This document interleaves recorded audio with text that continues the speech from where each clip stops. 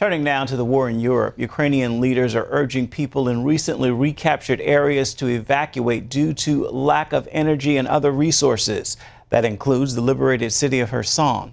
Volunteers are mounting a huge effort to deliver relief supplies to the people there. CBN contributor Chuck Holton joined one of these missions, bringing aid to the city. The road into Kherson is littered with destroyed equipment and tells the story of the heavy fighting Ukrainian forces had to endure to liberate the city. Mines remain a big danger that could take years to clear. Even so, people are already filtering back into their villages. Today is the happiest day of my life. I finally get to come home to my dear village. Although the Russians destroyed the city's infrastructure, locals cheered as we entered the city. Even with no heat, electricity, or running water, people are here celebrating because they finally have the one thing that matters most: freedom. Snezana and her husband were in the U.S. when they received word Russia had invaded Ukraine. And when the war started, we were devastated that our church is here and we are not here. Now that Kherson has been liberated, many people who have been stuck either inside or outside the city have been away from relatives for 6 or 7 months and are now having reunions that are absolutely wonderful to see.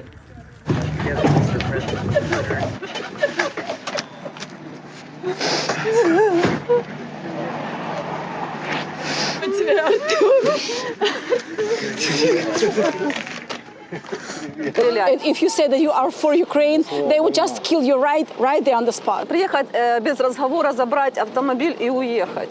They could just come without even asking, take away your car and leave, just like that. These church members worked to help each other despite the dangers. It was scary. When I would drive, they could just stop you and either kill you. If they don't like something, they could just kill. And there were a lot of cases like that. How did you maintain hope? Lord helped us. Only Him. His hand was upon us, only with God, because it was impossible psychologically to withstand all this without God, because it's so much pressure. He's merciful, He's a good God. He was with us where we were. He was with us. We saw so many miracles. How did it feel to see your friend? Как вы чувствуете себя видеть ваших друзей опять? It's hard to express so much happiness.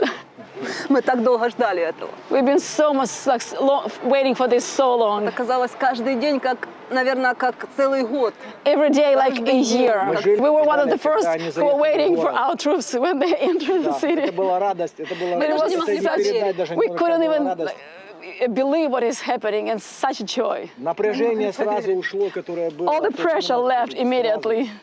Even though food is running out and it could take weeks to get electricity and water, these Christians came together in Kherson Central Square to pray over their city and thank God.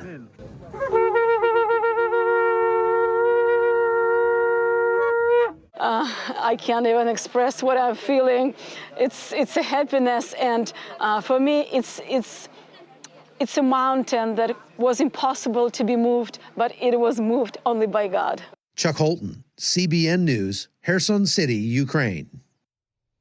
So good to see answered prayer and those touching reunions. Gordon? They're blowing shofars. May God arise and his enemies be scattered. That was the cry of ancient Israel. It may be the cry today in Ukraine. One of the after effects of this horrible war is the Ukrainian national identity is now cemented for all time. There is no hope that Russia will ever try to be some kind of greater Russia and absorb Ukraine into its territory. That apparently now is gone forever. The Russian people have bought into the propaganda, and the propaganda is there were Nazis in Ukraine, and that the Nazis were going to attack Russia again and redo what happened in World War II.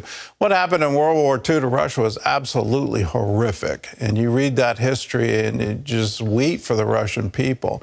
To raise that as some kind of excuse or justification for this invasion is absolutely incredible to me.